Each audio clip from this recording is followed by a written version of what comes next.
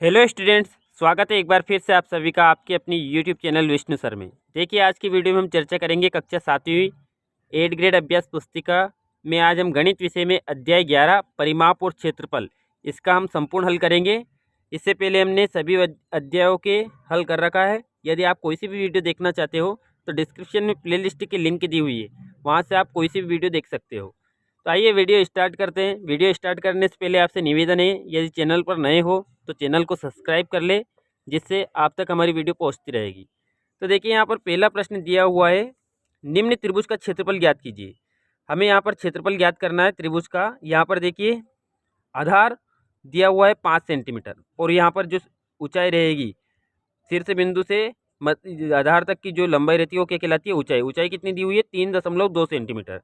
तो देखिए, त्रिभुज का क्षेत्रफल का सूत्र होता है 1/2 आधार इंटू ऊंचाई। यहाँ पर देखिए मान रखेंगे 1/2, आधार है हमारे पास 5 सेंटीमीटर और ऊंचाई है हमारे पास 3.2 सेंटीमीटर। अब देखिए, यहाँ पर 2 से 3.2 को काटेंगे, यानी कि 32 मान लेंगे हम इसको। तो 2 का भाग कितनी बार जाएगा? 3.2 में 1.6, क्योंकि 32 का आधा 16, तो एक संख्या के पहले दशमलव है तो हम यहाँ क्या लगा देंगे? दशमलव। तो 1.6। अब देखिए, 5 सेंटीमीटर का हम 1.6 में गुणा करेंगे तो 16 पंजे 80। एक संख्या के पहले दशमलव है तो यहाँ पर दशमलव लगा देंगे, यानी कि 8 वर्ग सेंटीमीटर उस त्रिभुज का क्षेत्रफल होगा। अगला प्रश्न देखिए, प्रश्न नंबर दूसरा, एक वृत्ताकार तस्तरी की परिधि ज्ञात कीजिए जिसकी त्रिज्या 14 सेंटीमीटर है। एक वृत्ताकार तस्तरी है जिसकी हमें परिधि ज्ञात करना है। तो देखिए, परिधि, अब परिधि के लिए हम क्या करेंगे? सूत्र लगाएंगे। परिधि का सूत्र होता है 2πr, यानी 2 पाई गुणित त्रिज्या। यहाँ पर त्रिज्या दी हुई है, आर का मान है 14 सेंटीमीटर। अब देखिए, परिधि का सूत्र लगाएंगे हम। परिधि बराबर क्या होता है? परिधि बराबर 2 पाई गुणा त्रिज्या, या आर भी कह सकते हैं, 2 पाई इंटू त्रिज्या। अब देखिए, मान रखेंगे, पाई का मान जो होता है वो कितना होता है? हमेशा 22/7। तो देखिए, यहाँ 2 पाई का मान 22/7, त्रिज्या हमारे पास 14 सेंटीमीटर है। देखिए, अब 7 का भाग चला जाएगा 14 में कितनी बार? 2 बार। गुणा करेंगे हम, क्या बचा हमारे पास? 2 गुणा 22 गुणा 2। तो देखिए, 2 का गुणा 22 में करेंगे तो 22 दूनी 44, और 44 का गुणा 2 में करेंगे तो कितना प्राप्त होगा? 88 सेंटीमीटर। यानी कि वृत्ताकार तस्तरी की जो परिधि होगी वो कितनी हो जाएगी? 88 सेंटीमीटर। अगला प्रश्न देखिए, प्रश्न नंबर तीसरा, एक 49 मीटर व्यास वाले वृत्त का क्षेत्रफल ज्ञात कीजिए। अब देखिए, यहाँ पर हमें व्यास दिया हुआ है और जबकि क्षेत्रफल ज्ञात करने के लिए हमें त्रिज्या की आवश्यकता होती है। तो व्यास का मान है यहाँ पर, व्यास बराबर कितना है? 49 मीटर। अब देखिए, इसको हम किस में बदलेंगे? व्यास दिया हुआ है तो त्रिज्या में बदलेंगे। त्रिज्या जो होती है व्यास की आधी होती है, तो यहाँ पर क्या करेंगे? हम इस व्यास को आधा कर देंगे, यानी कि 2 का भाग दे देंगे तो किस में बदल जाएगा? त्रिज्या में। तो त्रिज्या बराबर क्या हो जाएगा? त्रिज्या आर बराबर कितना हो जाएगा? क्या करेंगे? इसको आधा कर देंगे, यानी कि 49/2 मीटर। अब देखिए, हमारा जो वृत्त का क्षेत्रफल का सूत्र है, वृत्त का क्षेत्रफल बराबर क्या होता है? वृत्त का क्षेत्रफल बराबर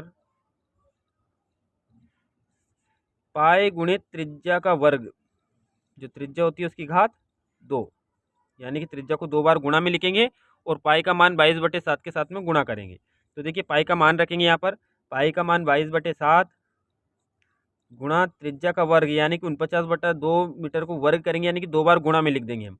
49/2 गुणा 49/2। देखिए, जो कट रहा है उसको काट लेंगे हम। यहाँ पर 7 का भाग 49 में कितनी बार चला जाएगा? 7 बार। 2 का भाग 22 में 11 बार।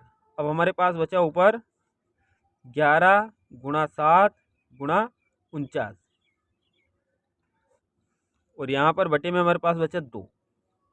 देखिए, यहाँ पर गुणा करेंगे हम, 11 गुणा 7 गुणा 49 करने से हमें प्राप्त होगा, गुणा करने पर 49 का 7 में करेंगे और फिर जो आएगा उसका 11 में गुणा करेंगे तो हमें प्राप्त होगा 3773। 3773 बटे 2। अब 3773 में 2 का भाग देंगे तो हमें वृत्त का जो क्षेत्रफल प्राप्त होगा फाइनली वो कितना प्राप्त हो जाएगा, 1886.5 वर्ग मीटर, क्योंकि क्षेत्रफल है तो वर्ग मीटर में निकलेगा। अगला प्रश्न देखिए, प्रश्न नंबर 14। देखिए प्रश्न नंबर 14 दिया हुआ है कि एक समांतर चतुर्भुज की आकृति बनाइए एवं उसके क्षेत्रफल का सूत्र लिखिए। तो यहाँ पर देखिए समांतर चतुर्भुज की आकृति है ABCD, और समांतर चतुर्भुज का जो क्षेत्रफल होगा वो क्या होता है, त्रिभुज के क्षेत्रफल का दुगना होता है, यानी कि आधार इंटू ऊंचाई होगा। जो 1/2 रहता है हमारे त्रिभुज का क्षेत्रफल क्या होता है, 1/2 आधार इंटू ऊंचाई, यानी कि समांतर चतुर्भुज का क्षेत्रफल का आधा रहता है त्रिभुज का क्षेत्रफल। तो यहाँ पर केवल समांतर चतुर्भुज का क्षेत्रफल क्या हो जाएगा, आधार इंटू ऊंचाई। अगला प्रश्न देखिए, प्रश्न नंबर 5वां। संलग्न आकृति में त्रिभुज ABC समद्विबाहु त्रिभुज है, जिसमें AB AC 7.5 सेंटीमीटर है, BC 9 सेंटीमीटर है, और A से BC तक की ऊंचाई AD 6 सेंटीमीटर है। तो त्रिभुज ABC का क्षेत्रफल ज्ञात कीजिए। C से AB तक की ऊंचाई अर्थात C क्या होगी। तो देखिए त्रिभुज ABC का क्षेत्रफल ज्ञात करना है हमें, और CE की ऊंचाई ज्ञात करना है। तो देखिए सबसे पहले हम क्या करेंगे, त्रिभुज ABC का क्षेत्रफल निकालेंगे। तो यहाँ पर देखिए त्रिभुज ABC का क्षेत्रफल, देखिए सबसे पहले क्या करेंगे, त्रिभुज ABC का क्षेत्रफल क्या होता है, सूत्र इसका 1/2 आधार इंटू ऊंचाई। अब यहाँ पर देखिए त्रिभुज ABC, तो इसकी जो आधार है वो कितना है, 9 सेंटीमीटर है, और ऊंचाई जो है वो कितनी है, 6 सेंटीमीटर। तो हम मान रखेंगे 1/2, 9 आधार और 6 ऊंचाई हो जाएगी। यहाँ पर 2 का भाग देंगे, 6 में कितनी बार आएगा, 3 बार, और 3 का गुणा 9 में करेंगे, 9 3 27, यानी कि त्रिभुज ABC का क्षेत्रफल कितना हो जाएगा, 27 वर्ग सेंटीमीटर। अब देखिए पुनः हम त्रिभुज ABC का क्षेत्रफल निकालेंगे, जिसमें ऊंचाई क्या रहेगी अब हमारी, C। ये भी क्या है, ऊंचाई, यही आधार हो जाएगा हमारा, AB आधार हो जाएगा, और CE क्या हो जाएगी, ऊंचाई, क्योंकि CE का मान ज्ञात करना है हमें। तो देखिए यहाँ पर त्रिभुज ABC का क्षेत्रफल 1/2, यहाँ पर आधार कितना है, 7.5 सेंटीमीटर, और CE हमारी ऊंचाई है जो हमें ज्ञात करना है। तो त्रिभुज ABC का क्षेत्रफल हमें पहले से निकाल रखा हमने, कितना है, 27। तो ABC का क्षेत्रफल 27, 1/2, 7.5 गुणा CE।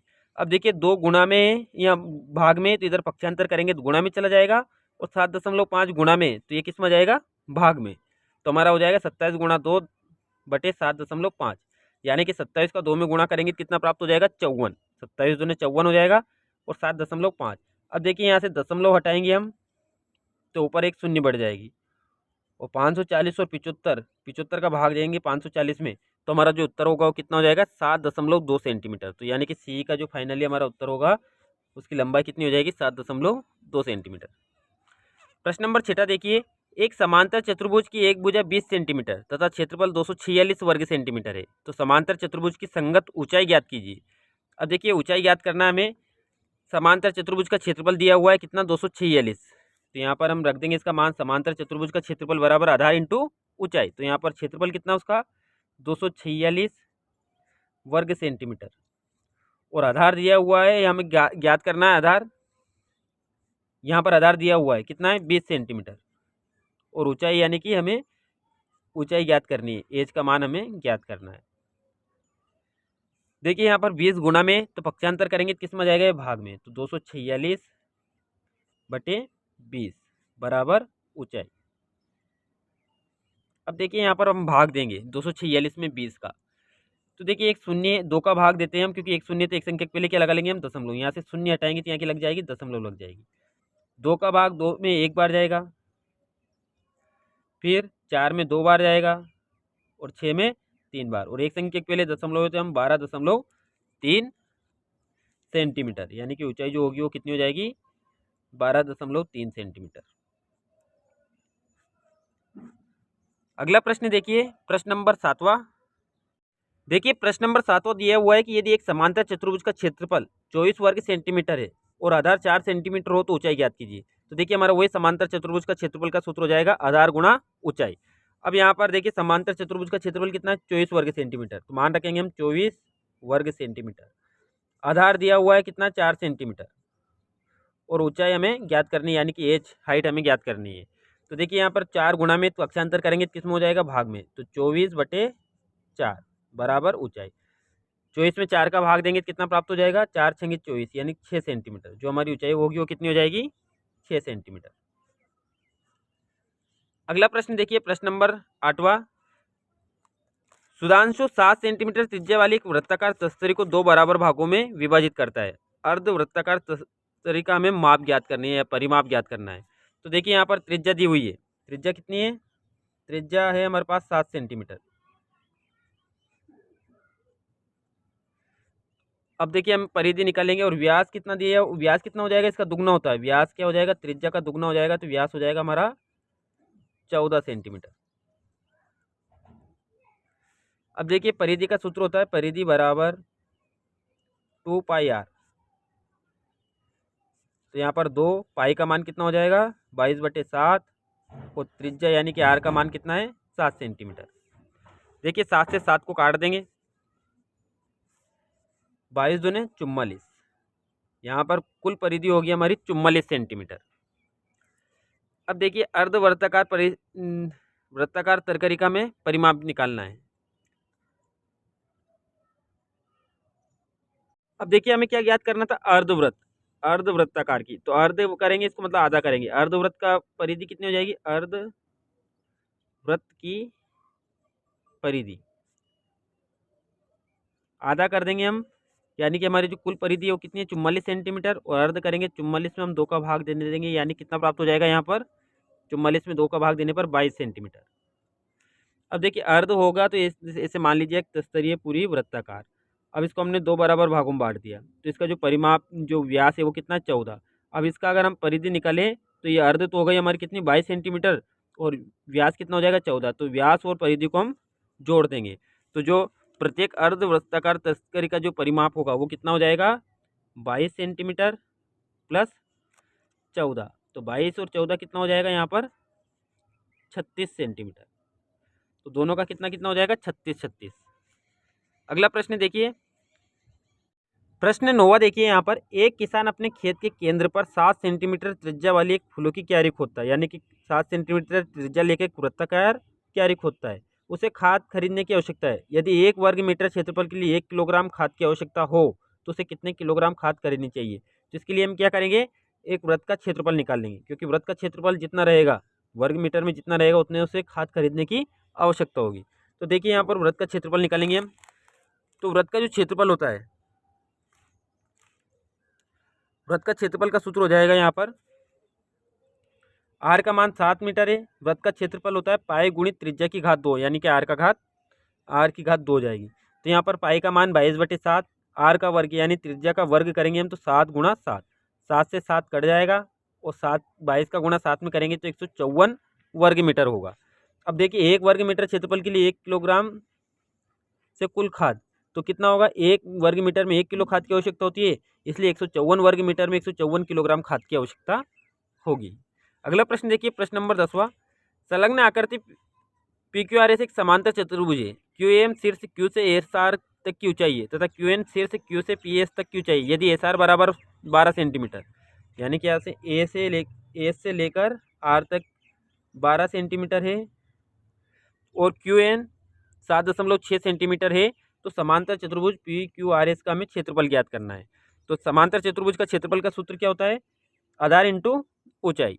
अब यहाँ पर देखिए आधार कितना है? SR, और ऊंचाई कितनी है? QM। SR का मान 12 है, गुणा ऊंचाई कितनी है? 7.6, गुणा करेंगे तो हमें प्राप्त होगा 91.2 वर्ग सेंटीमीटर। यहाँ पर समांतर चतुर्भुज PQRS का क्षेत्रफल हो जाएगा।